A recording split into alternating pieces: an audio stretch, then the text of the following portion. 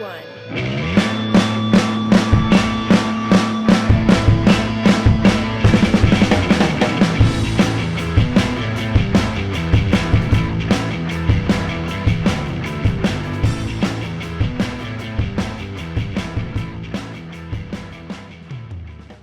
Keep burning. But, yeah. I think one of the biggest, one thing that I mentioned that was a big challenge was the hiring piece, right? And so as we've grown, as we've taken on properties, as we've had more laundry, I just mentioned the staff that we have. Right. It's really hard to staff that many people. It's not easy. And so for us, we've been very, very fortunate that from that little automated system that we, built like in 2020, we've gotten better and better and better. And now we can kind of just turn it on and it's like dialed in. So basically now, we flip it on in March. We need to hire 30 people by the end of March to clean for us. And we were able to do that successfully this past March. So you would say it's taken about 2.5 to 3 years to get it to where it's at. Well, let me rephrase that. To get it refined enough where it's just flipping a switch. Correct. I mean, it's definitely, and again, it's an ongoing thing, but basically, what is that? You want to have enough communication. So it's so funny because you look at what is the biggest for home services, the biggest challenge that I see besides cash flow is people, like getting good people to work for you, especially in home services. It could be painting, roofing, exterior wash, whatever it is people. And we market to our customers, right? Hey, leave me a 5-star review. I'll pay you $10 to leave me a review. Okay. I'm going to market here's a flyer for my company. Here's an ad for my company. You've been getting my Christmas light ads on Facebook, right? I mean, you see this all the time. I hit like a lot. Which I love. But my point is, I advertise to you as a customer. Right. But why are we not advertising to our staff, our future staff? Mm-hmm. Why are we not attracting A players? Why are we not attracting guys that we want to be on our team? It's interesting because, I guess I've never really, well, we've talked about this numerous times, right? Never recorded it, but we talked about this. But I've never really considered. But think about like Chick-fil-A and Starbucks, big names, but they do market to the people that are coming in with educational benefits and good environments, and which is very interesting when you said that. But in home services, not so much. Not so much. It's Chuck in a truck and maybe his best friend for the weekend. Bob. And there's nothing wrong. Don't get me wrong. There's nothing wrong with that. Sure. But if you're wanting to create a business that can run itself, if you're wanting to create a business that has a systems and processes that you have people in place that you trust to run those systems, you have to market to those guys. Yeah. You have to attract those guys. Right. And that's a big shift in the past, I would say, 1.5 years for us is our automated hiring system. It does just that. So for example, your average, again, this is, companies that I know, this is organizations that I've seen in our groups, my coaching groups. This is people that I just know that own service businesses. Maybe they serve our home or our needs. But you think about it, okay? And if you're marketing hard to a customer and say you come on and you fill out a form for a quote, okay? And say I give you a quote, a good home service company will follow up with you a couple times. And they'll say, hey, did you get my quote? Did you like my quote? And then a couple days later, they'll say, hey, just want to see, did you get a chance to open that quote? A good home service company will follow up with you. Right. Okay. Why are we not doing that with our staff that applies for our jobs? Or why are we not, if I walk into Subway and I see someone giving exceptional customer service, I give them a card and say, if you ever need a job, let me know. Well, I think I can answer that from a very small standpoint is it's probably overhead. So if you think about it, you've automated it, right? But probably most people haven't automated it. So therefore they think that's a manual process. So they're thinking like, why wouldn't I do that? Well, now I have to pay someone else. Either they're already doing a job, I've expanded the scope of their job, or I'm going to have to take that on or hire somebody completely separate. So that would be the quick answer, I would think, is why hasn't that been incorporated? Because, and also again, in the home service, like you said, nothing's wrong with it, but the traditional Chuck and Bob in a truck, it doesn't sound as good as Chuck in a truck, but it's Chuck and Bob. It's got to be more than one person. So that's like the quick answer. So that's an interesting gap of knowledge or something that you have bridged that has become easier and you've had the ability to implement. So I would push back on you a little bit there. Do it. What I think is the biggest hindrance to that is not that they don't want great people. I think everybody wants great people, but I think that they have their head down doing the work so much that they don't pick their head up to realize like, hey, I need to improve my processes so I can attract A players. And I can speak from experience on that. I told you the first year and a half, head down, we're building a business, which is great. I reached my personal limit. Then what? Right. Well, now I'm so busy that my hair's on fire. Right. So I don't have time to pick my head up and look around and build a process. And so again, the COVID time where we built out those automations laid a good foundation for us. It was 6 to 8 weeks where we had a foundation where we built the bones, the structures that we've improved. So now, we do market to these guys. Hey, you fill out a form on my job ad and you don't schedule an interview and you passed, I'm going to follow up with you tomorrow. Did you get a chance to schedule that interview, Brian? No? Hey, I'll see you tomorrow. Okay. And not only that, but we get people in same day. If I've got an A player that just applied to my job, I'm not waiting until 10 days for you to come in my office. I'll see you tomorrow, And that's another thing too, having the team and the staff and having those systems in place where you can do that. So the automated hiring system we have, it does that exact thing. You fill out a form. We will follow up until you schedule an interview if you passed our survey that I mentioned from before. Once we give you reminders leading up to your interview. I send a video of myself. And I have a whole video while I'm walking around the office. I'm walking around the parking lot. Why did you decide to do that, Logan? Because what is a site? So one big thing you hear about in home services when they are hiring is, well, I had 10 interviews and 9 didn't show up. Okay. Or I had a new guy starting tomorrow and he didn't show up, or today and he didn't show up. Well, why do you think that is? It's psychological. Where's the trust? If you're not doing a great job marketing to your employees, you don't have that brand trust. You don't have huge over the sketchy, Yeah. shed right in the background. Yeah. So now not only do you get to see the person, and now you're seeing the environment that you get to go in. Huge. And so my philosophy when it comes to staff is you set expectations and you just constantly meet them. Just meet them over and over and over and over. And that's how you create the trust. And I mean, same thing with your customers, but home services is people powered. It's a people powered business, meaning you have to have staff that if you want to grow, you have to have staff to do the thing that brings in the money. Right. So for us, that's marketing to those guys and creating and matching that trust or meeting those expectations. So we have a video where I'm like, hey, look around. I say, hey, just so you know, this is what our parking lot looks like. This is where you park. You're going this door right here. When you come in, this is what it looks like. Sign in here. Hey, can't wait to see you tomorrow. Okay, so approximately how long is that video? It's about 60 seconds. So it's an unlisted video on YouTube. Basically, whenever the day before they come in, send it to them. They shows them exactly where it's at.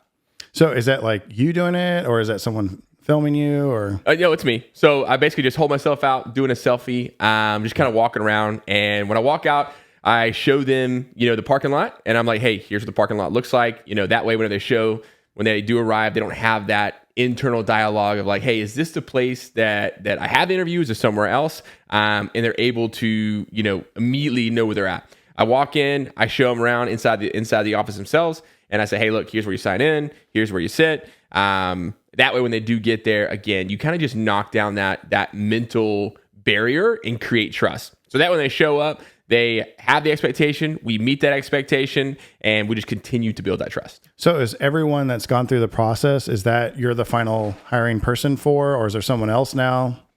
So for our entry-level positions, so like our cleaning pros, things like that, we do have someone in place that makes that final decision. She has an SOP on, hey, here are the questions that we ask.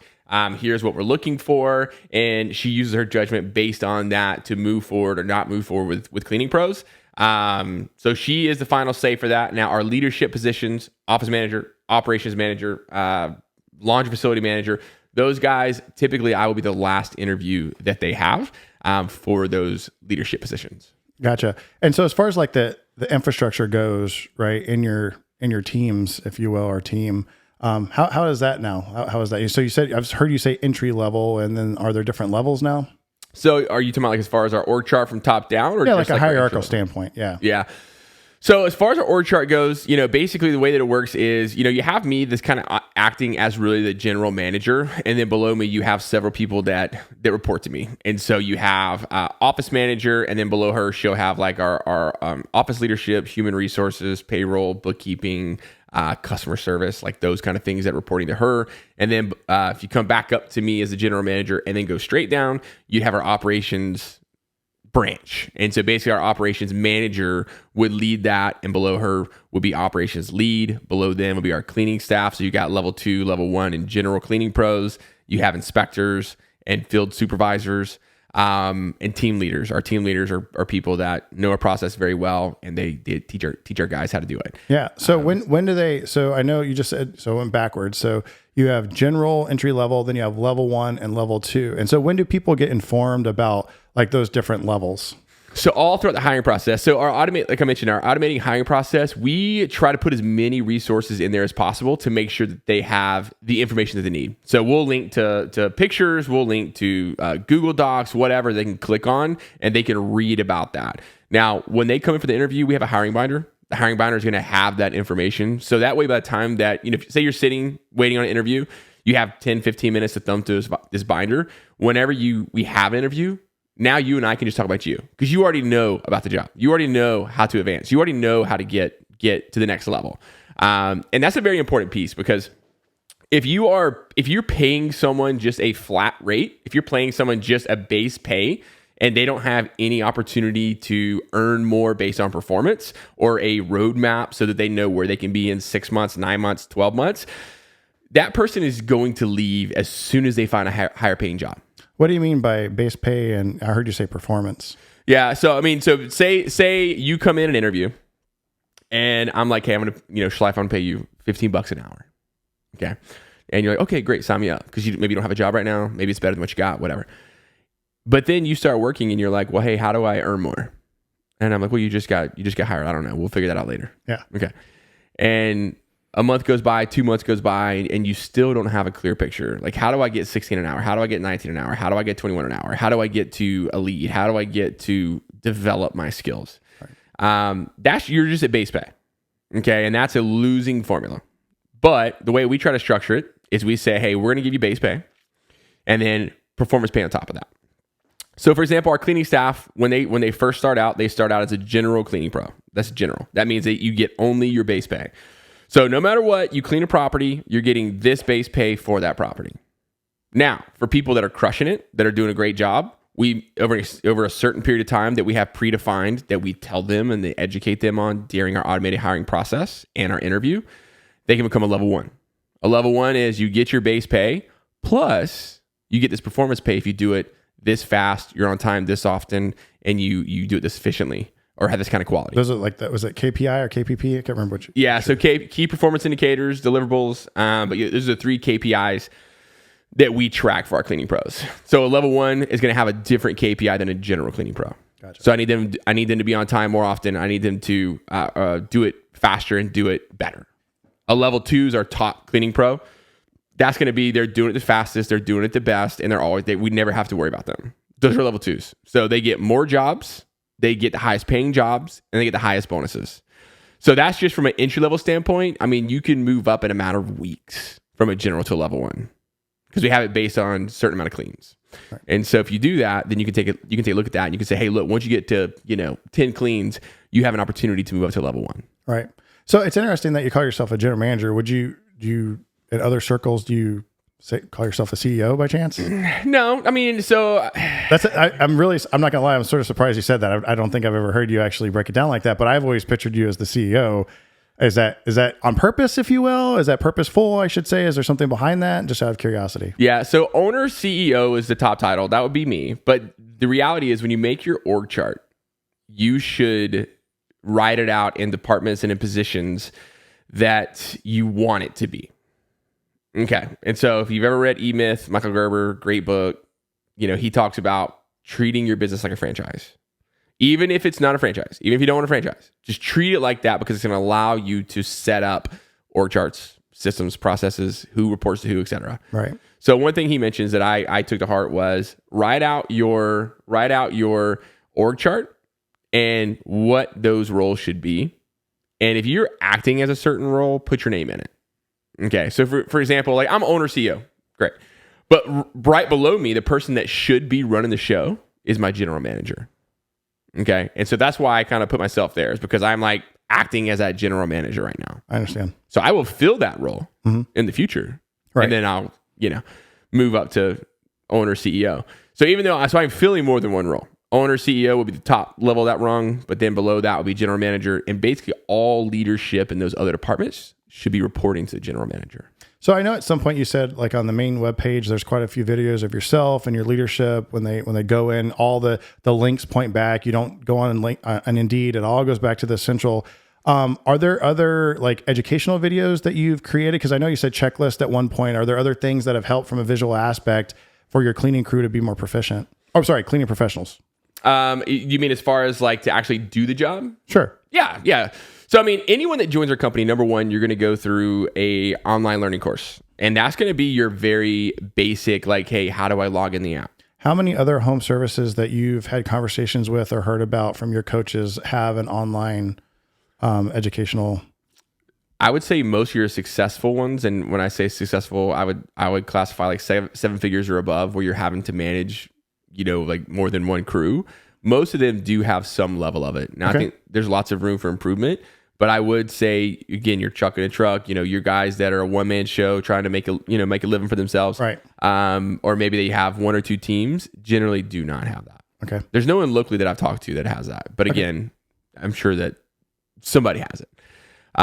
But the beautiful part about that is you have all your systems and processes, you have all your tools, you have all your technology, but you just capture yourself doing the thing when you do it, and then you just upload it into the online learning. I call it learning management system. We call it Dream U. So Dream University. That's so awesome. I didn't know that. That's so awesome. And that's because, again, our company's named the Dream Clean Team. And so that's based on basketball. We try to tie in some basketball DNA in there. And so we call it Dream U. And anyways, so anytime, maybe I'm like, hey, this is how you make a bed, for example. We had a ton of our cleaning pros make videos for us. How to make a bed, how to do the floors, how to clean the bathroom, how to do the trash bag. They made all these videos, and then we uploaded it into Dream U. Now, is that a mandatory thing, or is that something that's optional? Yeah. So no, you've got to do that. So that's part of and also like entry. And if you want to go to level 1, are there different videos, or is it like that's part of the acceptability to get into that level? So whenever you first join the company, we have what's called right tracking and fast tracking. Okay. And the right tracking is what we want everybody to go through. If it's done the right way, this is how we do it. The reality is we have situations where we got to hire fast. And in those situations, we may fast track. Okay. And that means we may prioritize other steps over others. I understand. So for right tracking, you will always have to go onto the online learning course. We don't even let you into our system until you finish that online course. Wow. And the reason for that is that's another weed out thing that we went from calling people and saying, hey, you'll be there tomorrow? And they're like, yeah. And I'm like, cool, see at the storage unit? Right. To being like, hey, you got to show a baseline level of commitment. It's not like it's a 5-hour course. It's an hour and a half. Right. It doesn't take forever. So if you can't go on there and complete it and commit to that, I know that you're not committed to the team. Have you seen a reduction in the demerits, if you will, inspection demerits? So when you implemented those actual videos and courses compared to the checklist and maybe like the one-on-one that, again, time, right? You've reduced the time through automation, but have you seen any reduction in those demerits from inspection? Or are they still there just from a learning process and that physical aspect of implementation? We have a checklist that is submitted for every clean. This is in addition to, not in place of. So we have basically refined and built on the process. So whenever you first join the company, you have the online learning management system, Dream U, that you have to go through. And that will tell you how to utilize our systems, what our 7-step process is, things like that. But then you go through orientation. So you're on a Zoom orientation with a team leader, okay, or an office manager, operations lead, one of those guys. And they are just telling you, hey, I saw you went through Dream U. You got any questions? No? Cool. Let's get into some content. And then we have a program that we're going to go over to make sure you understand the different requirements for each property and how to identify those. And how to, because we're not a service company, we're a product company. We're producing a product. And so what we don't want to do is commoditize ourselves like a lot of these service companies do. So say you're like, hey, you have a painting company. A lot of times you're like, hey man, what do you do? Oh, we paint, we're painters. Well, now you just commoditize yourself to the other million painters. Right. But if I say, hey, we're a cleaning company that specializes in this 7-step process, That's a product. Huge differentiator It's too. a huge. You're buying a product. You're not buying my service. So if I come today, you get one result. But if Jim comes tomorrow, you get another result. Right. No. Consistency. Repetibility. Repeatability. Yeah, that's huge. And that's why. And so, the Dream You, we go over that. And then when we get into orientation, we're like, hey, let's talk about this product. Do you think you can produce this product? And then we literally go through it together and we talk about it. And then the next day or whenever they're available, we have them come in person. They will team up with a team leader, and then we do it together. How many cleaners from other companies have come to your company and go, holy crud, this is so different than all or every other company that I've gone through? I mean, if you ask them, everyone I've talked to has said that. I haven't asked every single one of them, but anytime I've asked, because we do ask for periodic feedback. Hey, what do you think? What do you think? What do you think? And they've all said this is the most comprehensive onboarding I've ever had. So it's interesting. When I interviewed Stone and we got into his personal and professional lessons learned, and he said one of the biggest things from a professional standpoint and one of the hardest things is getting feedback. Yeah. Constructive criticism, not the nice stuff, but like that. And so like getting that feedback is huge. And that's the only way you can evolve and grow. That's the only way. 100%. And so it's really neat that not only are you getting that back from your customers, but you're getting that back from your actual staffing. So a key there is staffing. a key there would be when you do ask for feedback, try to do it in a way that does not feel like get it anonymously. Mm-hmm. Do it anonymously. Objective and anonymous. Because if you do it not doing it anonymously and they got to put her name down, they're going to feel like it's going to impact their scheduling and how much they're working. So we do it anonymously. Sure. So everything we ask, we don't ask for an email. We don't ask for a name. We just ask for feedback. That's great. So it hurts if you need to like get some more details on something. Oh yeah. But you also would have never been presented that had you not did it anonymously. Right. So that's something we've implemented that's been huge to helping us actually get it, because we were doing the same thing. We were asking and like, okay, we're great. This is awesome. But like, we also know we suck. Can you tell us where? But So with that, right, with all of this stuff and you're getting this feedback and, you're evolving and growing from that and you have this automated process and people are coming to you that when you have the conversations with them, like, this is completely different. So have there been any morale concerns and how have you approached that? And is there anything that you've started to implement or try as far as morale builders within your team? And what do you mean by morale concerns regarding that? Like, what did you have in mind that may be a concern? Well, so sometimes if you talk to like certain staff, they're like, hey, we come into work and it's just not like a happy, pleasant place to be.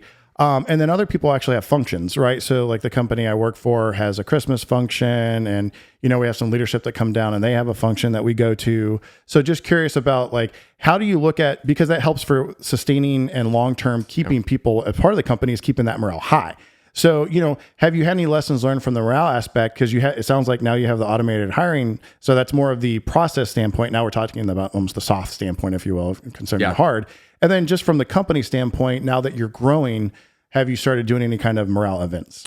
100%. So you have hit an area that I would say has been a big focus for really the past 9 months of ours. Because like you said, we dialed in the automated hiring process. We allowed us to scale. Now, what we noticed is, even myself, I'm like, hey, why is morale a little bit low? It seems very transactional. Which again, the employer to employee relationship is transactional, and I understand that. But for my company, I want A players on the team. If you're a B player, I want to make you A player. If you're a C player, you don't have a spot on our team. I'm sorry. Your B has to immediately get to an A, and we celebrate and recognize. The bench is only so big. 100%. We got two teams, A and B. That was your analogy, sports analogy. Yeah. And so, the past, I would say 6 to 9 months, we started to notice some things that there were challenges, and we did identify a couple of players that were performing very well. But the reality is there were some drops in the well that were spreading to the team that were not positive. Mm-hmm. So we've taken some action to fix up. Mm-hmm. And additionally, what we've started doing is a recognition program. Okay. So we literally just started this, recently, but we have a board now. Our office manager put it together. She put together a board. It's just like a bulletin board. And we have what's called MVP cards. So again, tying it to basketball, but at the same time, trying to recognize people. What you do is just a little postcard. I don't even know the size, a little postcard. And on one side it says MVP, on the other it has where you can write to this person and then what you saw them doing that was great and from who. And you write it down like a little high five. Boom. Daily high five.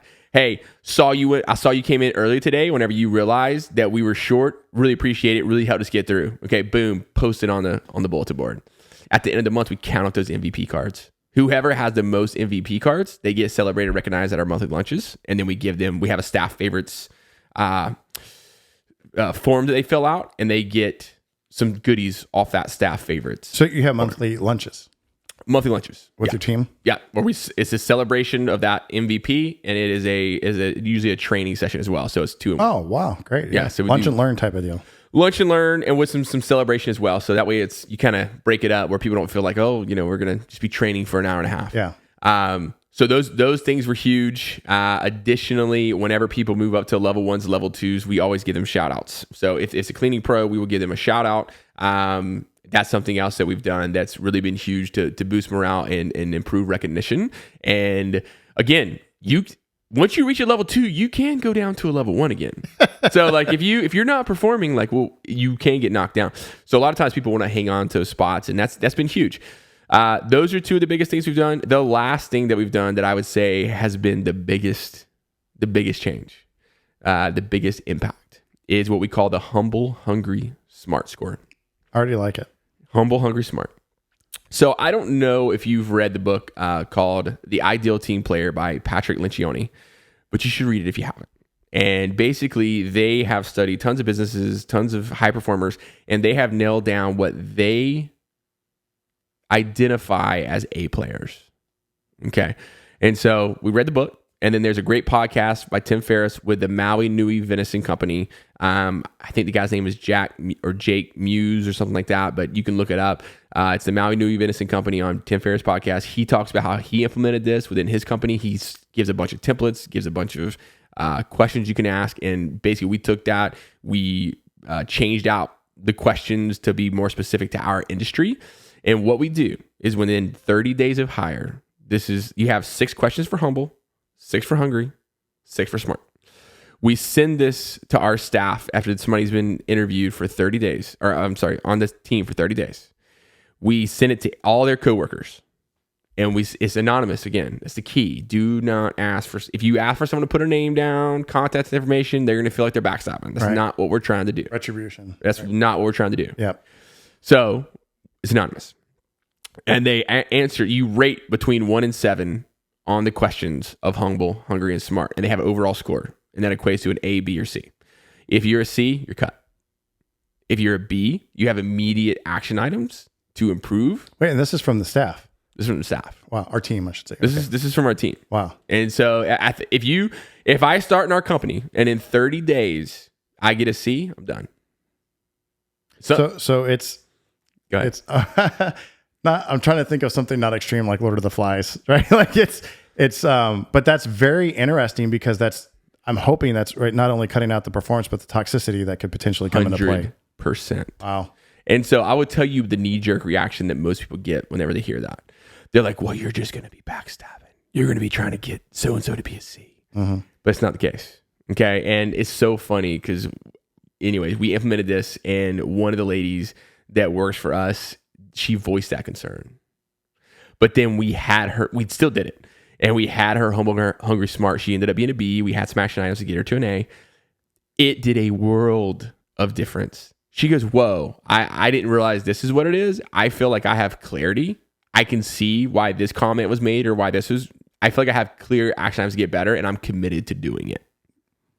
It's fantastic.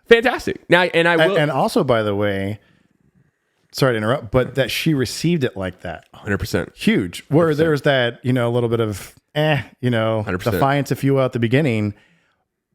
But to not only change that opinion, but to receive that feedback and say, I'm happy to make changes. That's 100%. A game changer. It's a game changer, but now I know that you have potential. Yes. Now, if you come in and you pitch a fit and you don't want to contribute and you don't want to, and you fight everything that you see here, you're a C player and you don't have a place here. I mean, the reality, and the reason for that is before we implemented this, just a little bit of backstory. before we implemented this, we were having people not show up for shifts.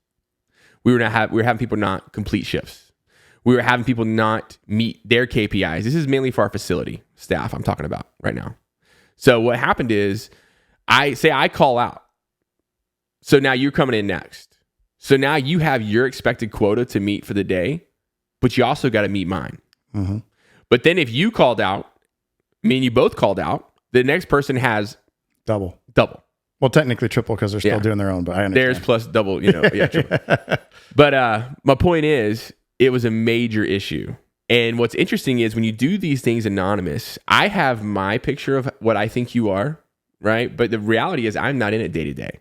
I'm not in the weeds. I don't see those things. So the cool thing is I have my picture of what I think you are based on a very a higher level view. Sure. But when I get feedback from your teammates, these are guys you rub shoulders with every day. This is very undercover boss without you being the undercover boss. Yeah. And again, you have to frame it in a way so everybody understands you're doing this because you want the top guys on your team. Sure. And you don't, what happens is if you allow your C players to stay C players on the team, if you allow your B players to keep being B players and not develop to A players, your A players will leave. Unacceptable. So there's also something to be said in the military community that has a lot of similarities, especially when you get into the elite communities that are those folks do get weeded out because of that. Yeah. Because so there's the skill sets, but then there's the being a team player, and that it's a little bit harsher. But that's fantastic that you have implemented. So again, have you heard of anyone else doing something like that? With the exception of what's coming out of the book that, garnished, if you will, or fed that idea. No, not a single person. But I will say in my coaching groups, things like that, I do try to kind of drop that seed. And again, even from other business owners, there's sometimes a lot of immediate kickback where it's like, oh, that feels like you're, being mean or you're trying to pit people against each other, which is not the case at all. I mean, it's really not. It is here. A lot of times, for a flower to grow or a plant to grow, you have to cut off the dead leaves. You have to cut off the things that are sucking resources away from the healthy flowers. It's the same thing. You have to cull that. You have to, if someone is being a C player, I'm sorry, but if you're not showing up to your shift, if you're not producing, if you're calling out all the time, there's not a place for you. I'd love, Logan, I don't typically ask for engagement and call to action during the People Add Value Experience YouTube channel and podcast, depending on how people are consuming it. But I'd love to hear back from folks. One, like, subscribe, follow, hit the bell for notification. But also, I'd like to hear how many people would like to see you author a book. I'd be very curious to see that. Hopefully they've listened this far to it, and stayed with us this long. But I would love to get some comments back to say, yes, please write a book. And maybe this will be played a year and a half from now when marketing's better. But and people are like, oh man, that was amazing. Those nuggets are great. I'd love to have some of those templates, right? That you've gathered from all these respective places, right? Because you consumed a book a week and all these other podcasts, and all the way that you've just taken all that aggregated data and implemented it and seeing what's worked or not. So again, I'm one vote, immediate comment. We still want to see that book, voice to text is out there. AI will help with that. That's right. So great transition. So we've hit that, right? The hiring, the automation, we've talked about the morale and the soft, but now I'd like to talk about, so those are, the respective walls that the bar is hit and you've grown, right? Or climb the wall to go. So now with the evolution of artificial intelligence, AI, I know that we've had conversations before and you've started to implement that into your business. Mm-hmm. And I think it would be great to hit a couple of those high points or touch points of where you've seen that help. And again, from an enhancement standpoint and a reduction of time that has been spent outside of what would be considered either manual or automation at this point. Absolutely. AI, artificial intelligence, I mean, really the past 2 to 3 years has become relevant and usable. Really the last year, it has exploded. Again, artificial intelligence is one of those tools that if you use it and implement it, just like the automations, just like the SOPs, just like the accountability, the humble, hungry, smart, if you implement it, you can get some results. artificial intelligence for us has started to yield more results that you can measure compared to some other things. Okay. And so for those of you that don't know, the most common one is called ChatGPT. ChatGPT is artificial intelligence. And basically it's like having a conversation like we're having right now. But the difference is I could ask you to do things and you would do it immediately. Or I could ask you to, I give you any sort of set of commands and do it immediately. Okay.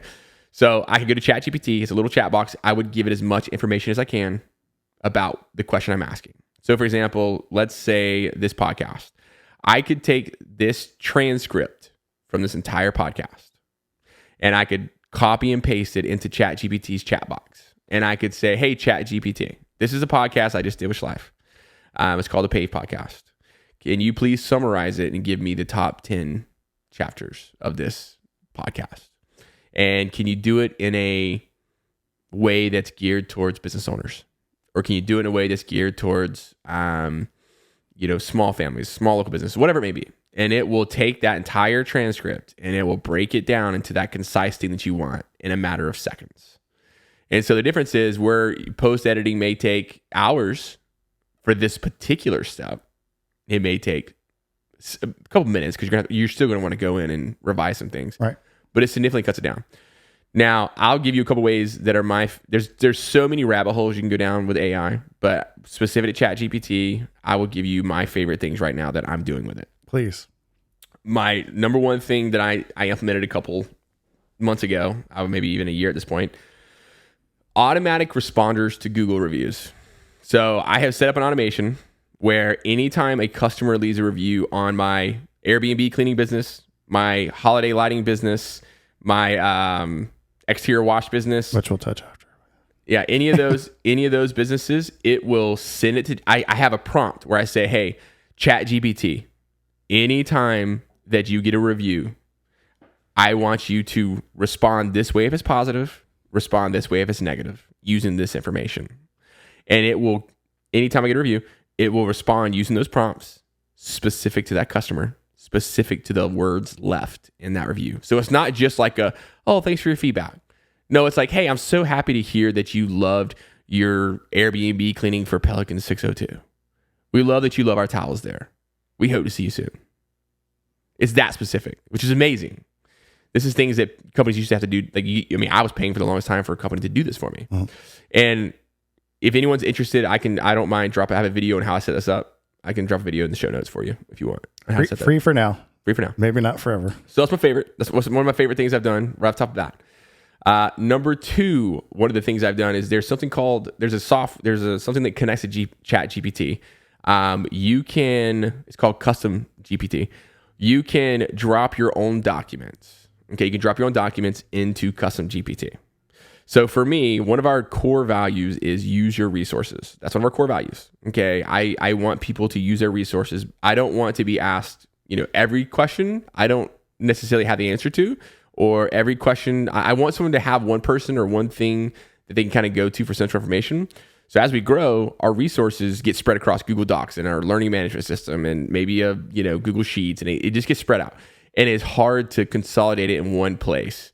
So what we've done is we've made the use your resources core value. We've used that as a lens on how we approach our business. And so we have this custom GPT that I can take all of my help articles, all of my canned responses, all of my SOPs, all of my checklists, everything, all of our processes, and upload it to this Chat GPT bot. We call it Slam Chat. We upload it to Slam Chat. And what I do is we have a quick links website where, again, everything's spread out. So it's just staff facing, where it's just a quick links website. So you go on this website, it's internal only, and it's got a bunch of quick links to like our forums and our documents, etc. Well, if you go to any website, a lot of times you see there's a chat bot or a chat box that pops up. Mm-hmm. We have that, except for it's Slam Chat. So if you're trying to find something and figure out how to do something, and you're on our quick links website, you just type in your question to Slam Chat. And so you say, hey, how do I schedule a reclean? I just had a customer call in. They're upset. They want me to schedule a reclean. How do I do that? Mm-hmm. And boom, it'll use that SOP that I have uploaded on how we handle that specific process. It will spit out those steps. Utilizing the Slam Chat. Yeah, utilizing the Slam chat. So this is the bot that we uploaded all of our processes. How much time did it take to get the back end of that working? Not much. It's already had the SOPs built. It's just drag and drop. So you drag all the documents, like you said there, and then it's able to sort of just through the verbiage, I guess, and paraphrase all that. It does everything from there. I do nothing else. Wow. And then what it'll do is it'll link to, it'll have like 3 resources. It'll say, hey, this question was based on this resource, and maybe it's the SOP, but here's 2 others as well in case this doesn't make sense. So you can still click on it, and it will take you to the whole SOP. But if you think that still isn't clear, you have 2 odders to choose from. Do you remember the paperclip? Paperclip. Do you remember Microsoft Office had the paperclip that used to pop up? Oh, hey, how's it going? Hey, how can I help you? But much better because also, Slam Chat sounds way better by the way, than a little paperclip.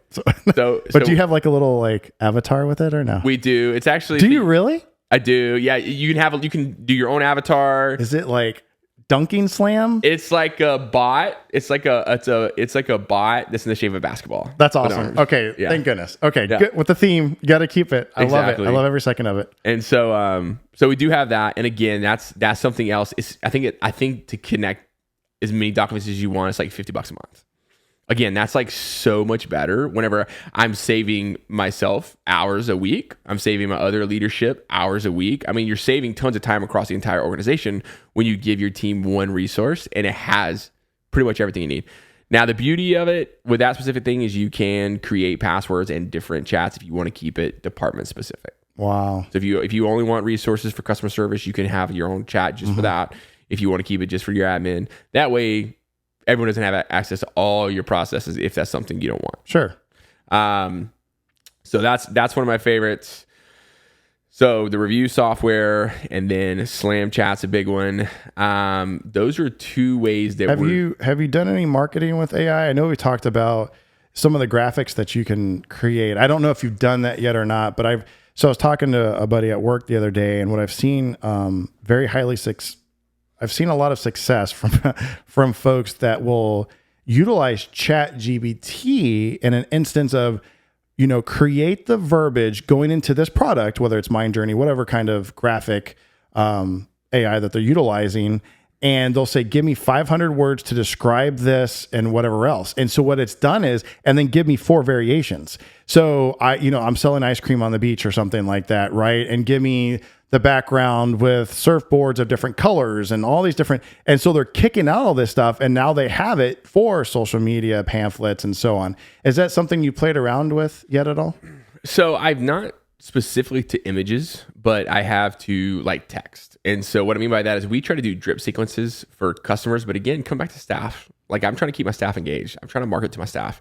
So what I'll do is I will go in and I will say, because again, our automated hiring funnel, like it's a drip sequence over like 2 years. Like it doesn't just stop when they're hired. Like we still engage them depending on where they're at, holidays or where they're at in the onboarding process. So what I'll do is I go to ChatGPT and I'll say, hey, I am trying to create a 12-month email sequence for my cleaning pros. These are guys that did not move forward the process, but I think they have potential and I want to keep them engaged. So if their life changes and they find themselves in need of employment, they have us on mind to reach out to. Give me 12 email subjects and newsletters or however you want to word it to target that. And it'll say Monday, or it'll say January, February, March, et cetera, whatever. You can do the same thing with holiday emails. You do the same thing with birthday emails, whatever it may be. I know we talked a long time ago that you've done a lot of automation with your emails. And so has this enhanced it now with the specific AI that's out there? 100%. There's so many things that, even last night we're working on transitioning our automated hiring funnel into our Christmas light business because we're about to get Christmas lights going. It's great transition, by the way. Thank you. But we're going to be moving into Christmas light business. And so since we're moving into Christmas light business, we got to hire a bunch of installers. And so we're in the process of taking that funnel and moving it into our Christmas light install. So as we do, right, what the recap is, so we've talked about the automation, the morale, and the hiring staff. Talked a little bit about your specific, how you're utilizing AI and what you've enjoyed, at least the top 3 that you've enjoyed with AI. And so now you're talking about using AI in your other businesses. So I definitely want to continue on that thread, but also then tell us, from that big bar, how these other bars have taken place, if you will, along the journey there. and how you decided to do and pivot to these additional businesses. So yeah, please continue to pull the thread on the AI and the Christmas light businesses. That's starting to come into season here that we're in, about to start October. And then, yeah, tell us about how you decided to start that adventure and journey on those other businesses. Yeah, absolutely. So yeah, I mean, we're using, basically what I'm doing is I am using AI to change the copy to gear it towards Christmas light installers. So I'm like, hey, my cleaning pros, I've got my cleaning pros. This is the messaging that we send. I have all my sequences. I copy and paste that entire hiring funnel into my Christmas lights. And then I just go through and I basically just copy everything to ChatGPT and say, hey, you got all the background. I give them all the background on my Christmas light company, et cetera. Hey, change this so it has the same message, but geared towards this company, the Christmas light company. And then we copy and paste it, make sure that the updated, we revise anything we need to. And then the updated funnel is now the same funnel, but geared towards holiday light installers. Now, as far as how we got into adding that as a service from our existing company, I mentioned in the very beginning of this podcast that Airbnb cleaning is very seasonal. And we didn't realize that the first year. But after the first year, we realized that, hey, December, January, February, and even November are very slow. So when we first started, we tried to do a bunch of things like, hey, we got into interior residential cleaning, which we're still doing, but it's just very small. It's not a great revenue source for us. We moved into tile and grout cleaning for our existing clients, but again, a little bit of limitations there. It wasn't great. So we kind of put a pause on that. We still do it, but it's just for a select clientele. So finally we got into Christmas lights. Last year was our first year doing it, and we had a great first year. Super excited about the growth that the team saw, the revenue that the team saw, and we're planning to at least triple it this year, if not more. And so, Did you say, so you did it first year last year and you're tripling already? Yeah. Yeah. And so really excited about that. And really a lot of that is because you already have existing customers. And so you have so much more content to market, to reach out to, and they're going to refer you. How hard was that first year? Tough. Because you have to put something down for the actual lights and or the folks to get them trained and install, right? So and I did make a choice to be back in the field. So, I have got the Airbnb cleaning business to a point where I'm able to get out of the trenches and I'm able to pick my head up, work on the business for the past several years. And we've seen tremendous growth and tremendous improvement in processes, which is great. But that's why we had to focus on that one thing to get it to a point that we could focus on another thing. And that's what this Christmas light is. The Christmas light installation is.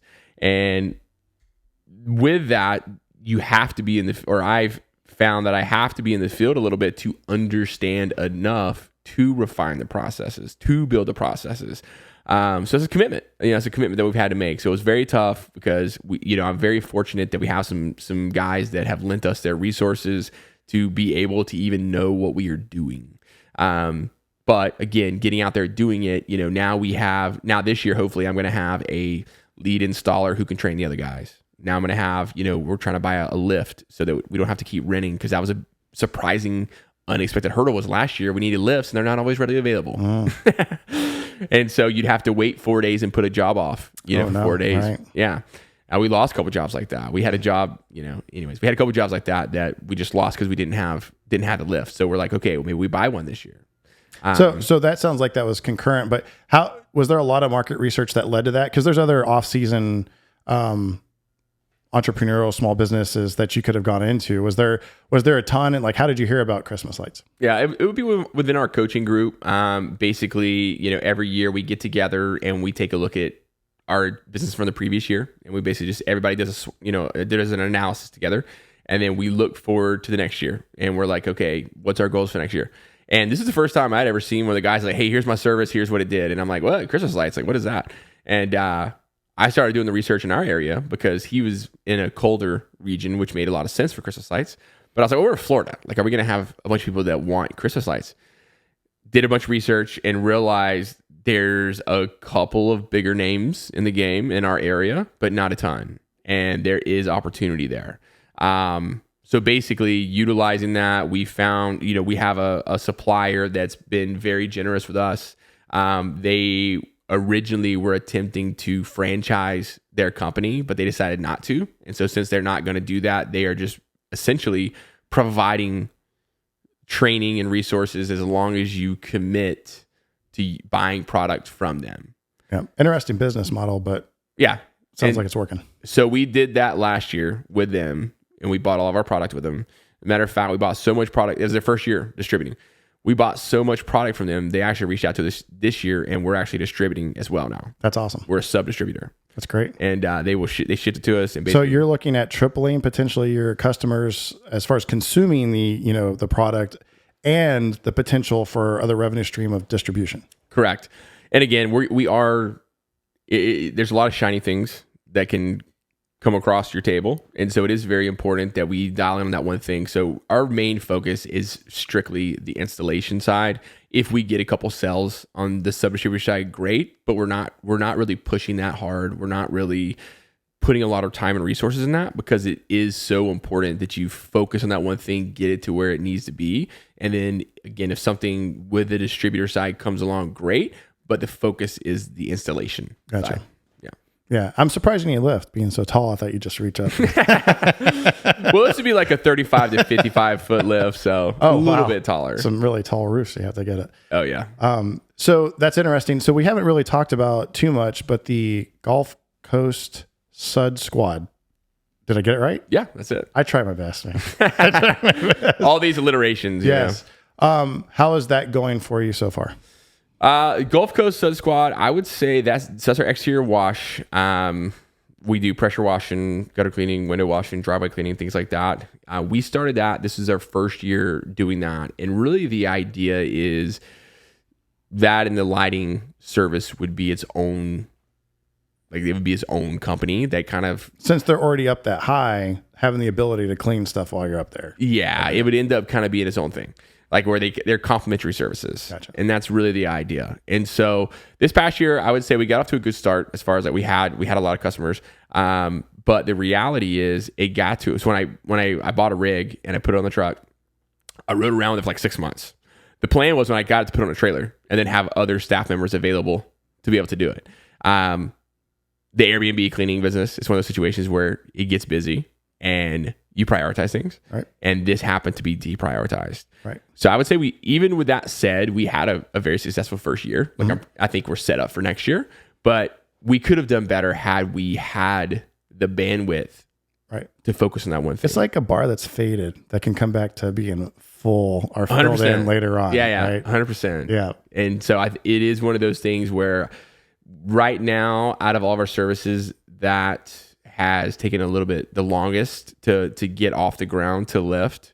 But we're excited to see with the addition of our Christmas light customers this year and returning from last year to be able to marry those guys and see if it makes sense to offer that service to them as well, because we think there's opportunity there. Right. And I think the biggest, just from conversations with you and other folks, and it's like one of my passions talking about business is like business differentiators is huge. And again, you go to other power washing companies and other things, but they don't have the processes in place. They don't have the complementary services in place. And so that's going to be, again, like you said, right, with the prioritization, but as that gets out there, they're gonna be like, okay, well, I could go hire this, but if I do that, I'm not going to get the quality of service and or know that it's repeatable and measurable, right? Like for a sustained amount of time, I know I'm going to have somebody come out. And if I call back, I'm not calling back to what was it, Chuck in the truck. I'm calling back to Logan, who has high quality business acumen. I got into this discussion the other day.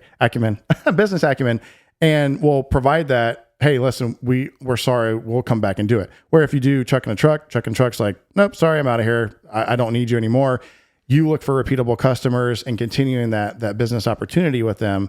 So again, not to say that they don't, right? Not again, like you said, Chuck and a truck and Bob and whomever don't do that. But I think there's a higher quality and something that you've had over lessons learned and that you really feed your time into where maybe others don't, like you said. 100%. And so it comes down again, we're trying to productize the service again, because there is a system, there's a process, even with the exterior wash and the Christmas lights, that goes into how do we prep the home? How do we serve the home? How do we close down the home? All of those things that's a product. Okay.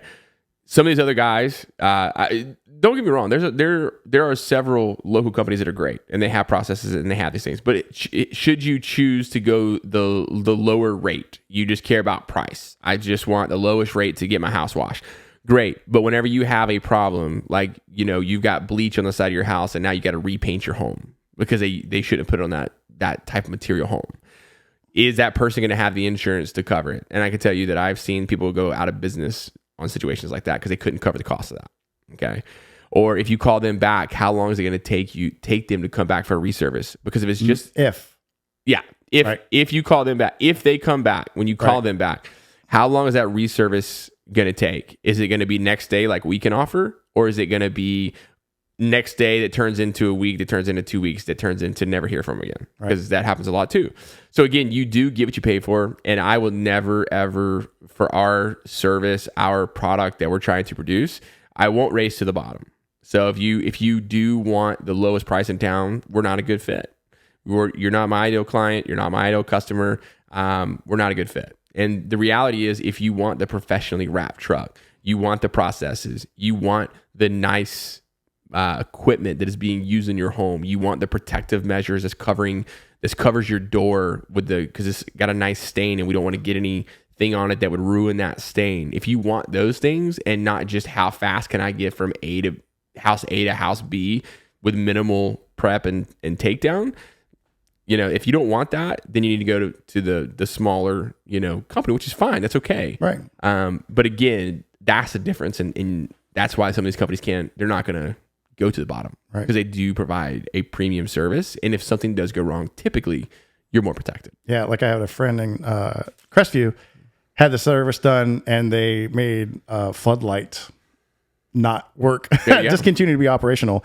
And luckily they came back and fixed it, but that's a huge concern because of safety, right? Like this particular person was like, hey, like I'm freaking out a little bit because now I can't see my backyard, like 100%. At night, right? That's not a good thing. This is a floodlight that provides some security and safety for this person. So yeah, a big deal, right? Because they either didn't know how or they didn't care to protect it enough. And yeah, well, there's a ton of people with exterior cameras now, or TVs, or whatever, kitchens, you name it.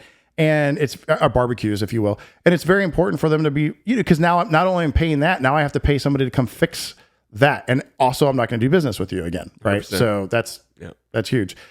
So that's amazing. So, wow. So you currently have at this time, we didn't talk about one more business, the automation business. Yeah. Just our automated business, as far as the automated hiring funnel. I mean, really, that's something that we've started. And what is the name of it again? Nurture Nation. That's something that we have a couple of guys that are home services right now that are currently utilizing that software. It's essentially what we're doing with our lighting company, where we're copying and pasting everything over specific to that company. And we have those funnels that automate the job ads, that automate the qualifying of the customer or the staff member, that schedule them based on your availability, send the reminders, and then afterwards, whatever process you have, if you have like hey, if you're hired, I need you to fill out this form, X, Y, and Z. We automate all of that. Send in the videos we talked about. It's really just automating the hiring experience and putting it on autopilot.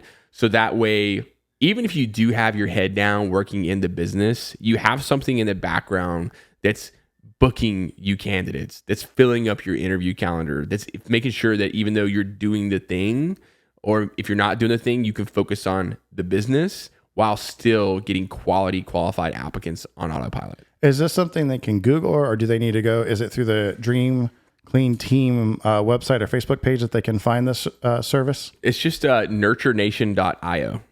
Nurturenation.io. Okay. Yeah. So IO is the important piece because it's not .com. Like a lot of your, basically a lot of your tech companies are moving to the .io just to kind of specify that that's a software as a service. Okay, great. So. And then again, real quick, and I'll put this in the description and or hopefully on the podcast, but let me rephrase that. I'll put this in the YouTube description, but on the podcast, I just wanted to hit those as references.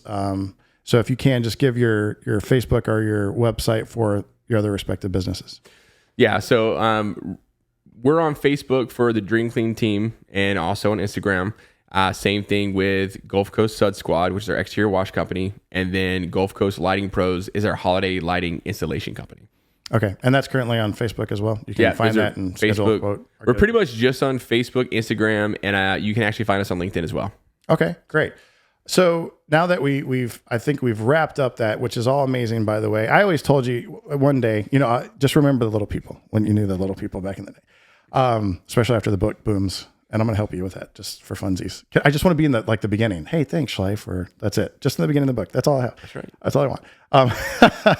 So some of the stuff I like to ask folks that come on an instance, I know there's multiple ones, but your professional and personal lessons learned, that a theme that has lived with you. So first, let's hit the professional. What is a lesson learned through your life professionally, through the multitude of books or something that's been aggregated, but something that not that you live by every day, but it'll come up and you always go back to that? Yeah.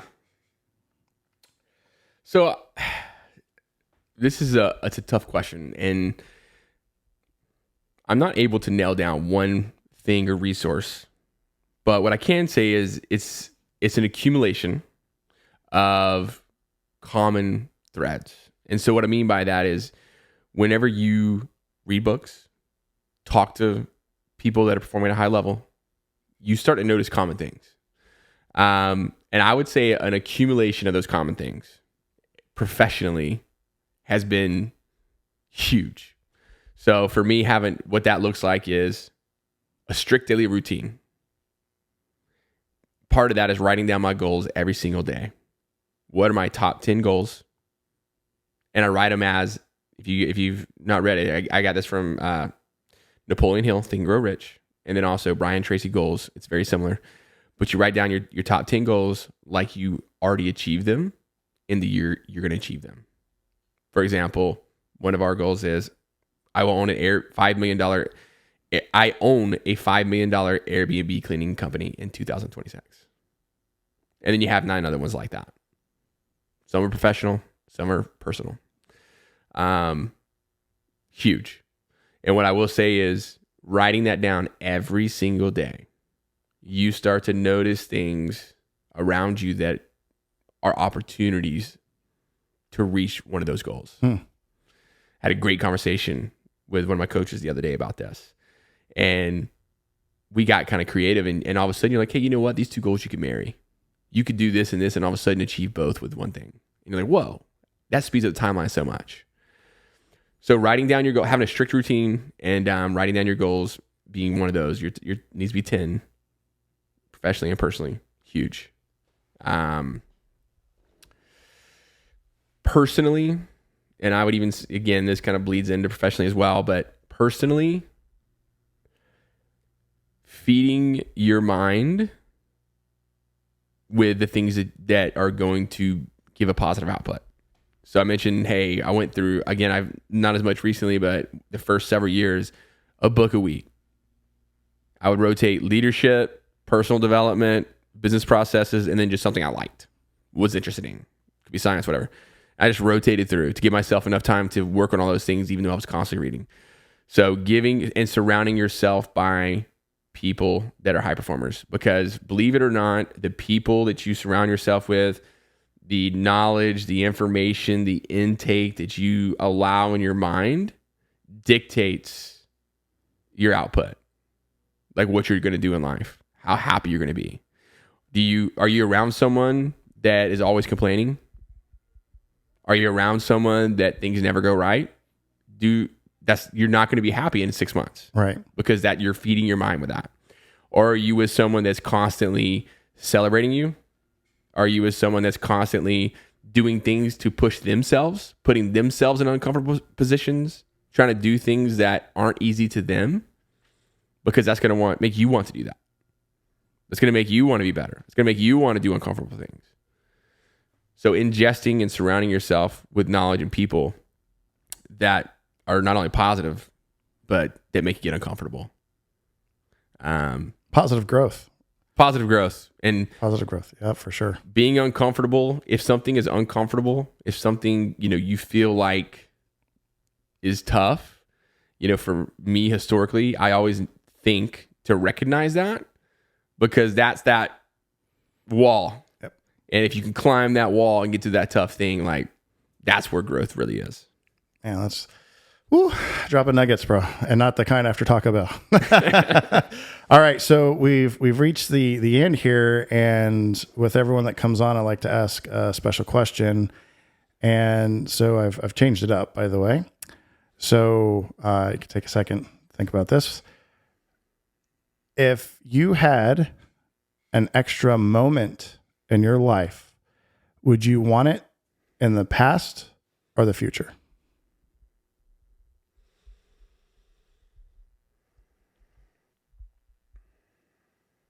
An extra moment.